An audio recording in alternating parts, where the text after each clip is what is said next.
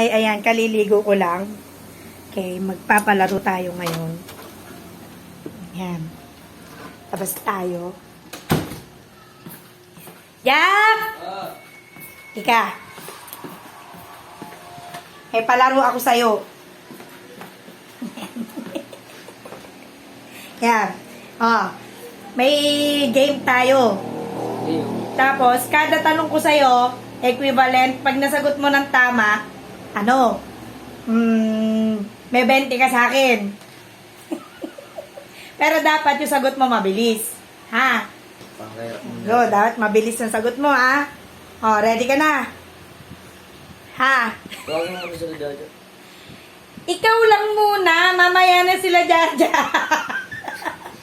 Ano ba yung mga tanong mo?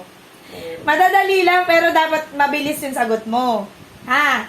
Dapat mabilis yung sagot mo. Okay? Okay na.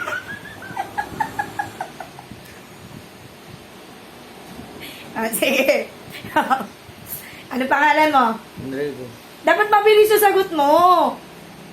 Ulit. Ano yung pangalan mo? Enrico. Mabilis nga yung sagot mo. Hindi mabilis.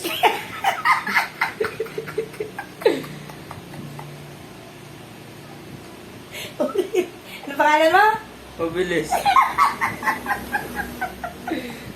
Di ba? Yung 20. Kasabete ko. Pag sa ganyan trivia, matalino yung anak ko. O, di ba? Galing-galing yung anak ko. Nag-gets niya agad yung palaro ni Mami. Tingin ako 20 ah. Ayun na tayo doon. May 20 siya sa akin. O, sige. Yung mga sukli ko. Wala. Akin yun. Marami kong sukli sa'yo. Kaltas mo na lang doon yung 20 mo. Hindi. Diba? Doon naman ako natutuwa doon sa anak ko. In fairness sa kanya, pagdating sa mga ganyang mind games, mabilis yung utak niya.